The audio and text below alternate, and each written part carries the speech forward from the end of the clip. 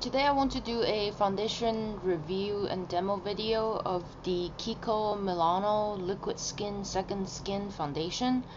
It comes in this glass jar, and it has a sort of like drop applicator, and this has 30 milliliter, about 1.01 fluid ounce. Retails for I think $22.50 in the US.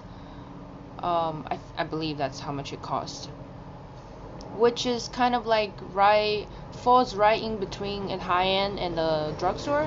One of the latest video was the haul video, which I purchased a whole bunch of KIKO cosmetic stuff because they just opened a store in the New York City area. So I was pretty excited. I think for the price of this, it's not so bad. Consider it looks like a high-end product, especially it comes in the glass jar, and then the bottle, or at least the drop, whatever the drop bottle kind of reminds me of I think Lancome has a new serum foundation, because this is sort of like that serum type of foundation. It's very thin, it's very liquidy, and it says second skin on the bottle, so it's supposed to give you that kind of like no makeup type of look and coverage. So I really want to try this out because I kind of want to compare it with the drugstore Maybelline Dream Wonder Fluid Touch foundation, which I did a review on this. This is sort of like that very thin consistency, almost serum type of foundation. It doesn't really say it's a serum type of foundation, but it's very like a second skin type of foundation. Basically, when they say like second skin or serum foundation, is like the consistency is quite thin and blends into the skin, so it kind of becomes one with your skin, so it's like undetectable, but it gives you a good amount of coverage and everything without looking cakey and heavy and things like that. So I got this shade in warm beige 30. I briefly talked about their foundation system. Basically they have neutral, warm beige, which is WB, or cool beige, and it's CB. So it's a little bit similar to like the L'Oreal type of foundation that goes from neutral, warm, and cool tone. It says second skin effect fluid foundation, thin and ultra fine texture. With a few drops it evens out and smooths the facial skin. It also says it's adjustable coverage and satin finish, so it gives a satin finish, and then we'll see that in the demo. Hypoallergenic equals formulated to ensure minimum instance of allergic reactions, non-comedogenic, fragrance-free, and paraben-free. So it claims that it says that it's fragrance-free. Now this is not a first impression video because I've already used this for a couple of days, so I can kind of let you know what my thoughts on this, and so this will be a better kind of review instead of just first impression, trying it out and hear my own thoughts and talk about it. So it says this is paraben free and fragrance free, which is a pretty good thing. And then it's hypoallergenic, so it's definitely good for sensitive skin, and as well as I guess like acne prone skin. But it didn't say anything about oil free, so I wouldn't say that say that this is oil free.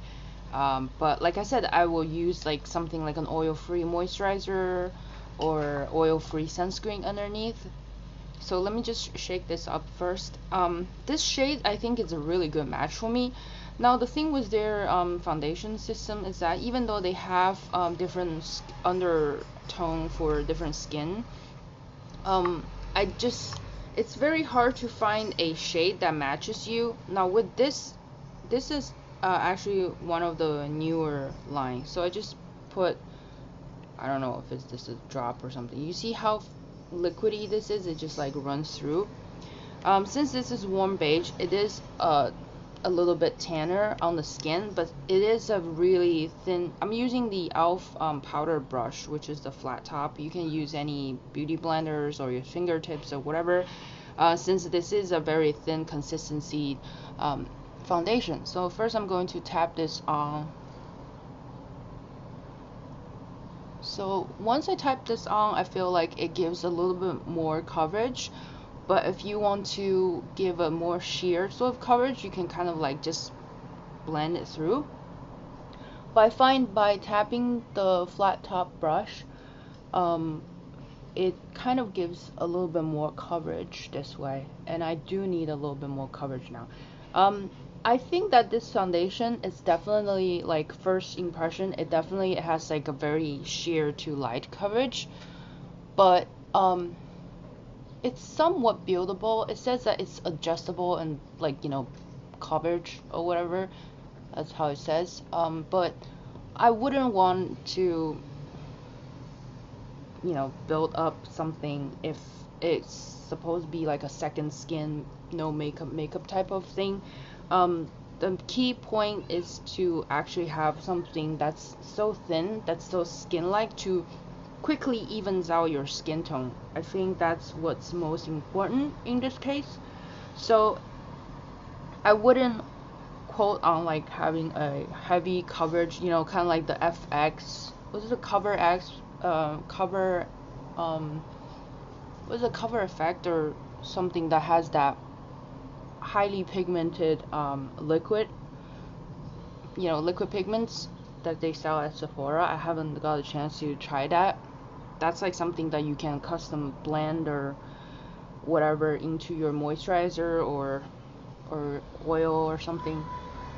But I really like this. That's kind of like almost one, I think almost one pump or one full like squeeze of the applicator, and it definitely evens out my skin tone, and this foundation sinks, like, blends in so quickly. As you can see, I just literally tap it and it takes like less than a minute or maybe like 30 seconds, and it just evens out my skin tone. Of course, it's not gonna cover up all of these because I said this is sort of like a sheer to light coverage foundation, and for a super liquidy foundation like this, I think the coverage is equally as good as the Maybelline Dream Wonder Fluid Touch foundation, because this is also very liquidy, but it's actually also like a light sort of coverage foundation that you can maybe build up to a semi-medium coverage.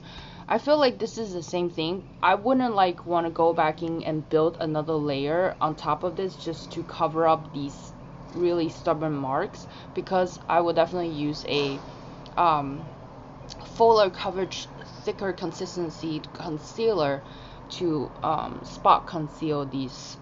It doesn't feel tacky and it's transfer free, which I really like. It sinks in right away. As you can see, the color match is actually pretty dead on, even though, like, you saw how on the back of my hand it looks really warm, almost like orangey-ish.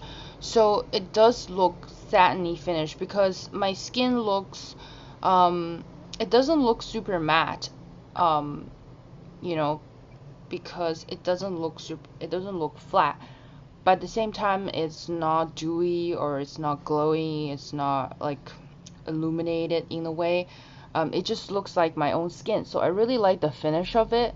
I think the Maybelline Dream Wonder one has a little bit more of a satin to semi-matte kind of finish. I think it's more matte than this one. So this one definitely looks more like your skin, and I like how the first ingredient is water. It also has glycerin in it, so it's sort of like in a way moisturizing, and it doesn't feel heavy at all. It definitely doesn't feel like I'm wearing anything on my face, and this doesn't really sink into any like pores or fine lines or anything, but you can tell, like, it kind of, I had like redness here and the redness here. It seems like the redness here is not fully covered, it's kind of like peeking through, but majority of the redness on my cheek area is pretty much like gone.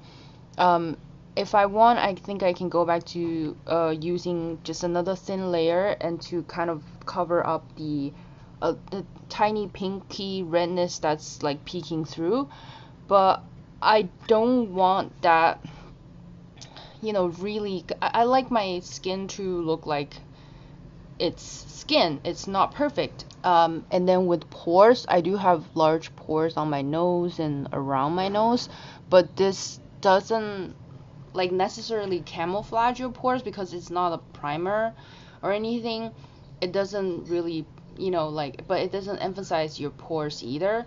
So I think this is overall is a really good foundation. I really like it. Like, if you want to try one of those like higher end serum type of liquidy foundation, like the Giorgio Armani ones, or maybe like the Lancome one, those are like really pricey. They're like in the $40 above price range. So if you don't want to splurge on something like that, but you still want to try something similar that's a little bit maybe like higher end than just your regular drugstore brands, then check out KIKO Liquid Skin Second Skin Foundation. Now I know that this is not readily available in all like states in the United States. I don't even know how many stores they actually have in the United States, because we just got one open up inside a mall in New York City. And I don't know if they sell or ship like globally from their website, but I'll link their website down below, and then you can check out my blogs with all the close-up swatches and informations and the ingredient list of this particular foundation there. So yeah, if you like this video, give me a thumbs up, and I hope this is a helpful video for you. I actually give this foundation thumbs up. I think that it's equally as good as the Maybelline one, and it's equally as good as some of the high-end one. I did try some of the higher end similar ones. I got samples from those. I actually think this is really good. Now I do think that using any type of method will work with this type of foundation, because I'd say the consistency is so thin. So with a beauty blender, it might soak up a little bit more product because it's so thin. I would say that maybe you can use your fingers if you want to do a quickly blending. It will work, you know, because it's so thin. But I do recommend this e.l.f. powder brush. I know it's quite popular among the beauty community, and it's very inexpensive. It's only $3. This is from their studio line, and it's a flat top. So any type of like flat top or any type of like brush, I think will work with this type of foundation. I think even the powder brush would be okay with this type of foundation, because it's so thin and it blends in like so easily.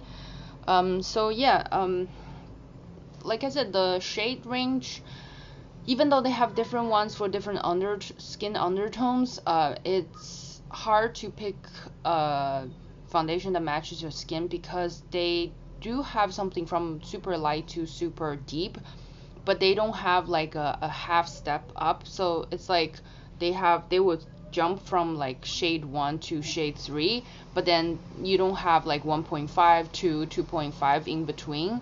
So that's why it's kind of hard to find a shade that matches you. But with this one, it's so thin that it kind of blends in with your skin. So I think that you can kind of get away with it if it's something that's like a slightly darker or slightly lighter from your skin. But with their other foundations that are a lot thicker or something, it's kind of hard. I had to return the Unlimited foundation because I just couldn't find a shade that matches me. Everything's either too pinky toned or too orange on me.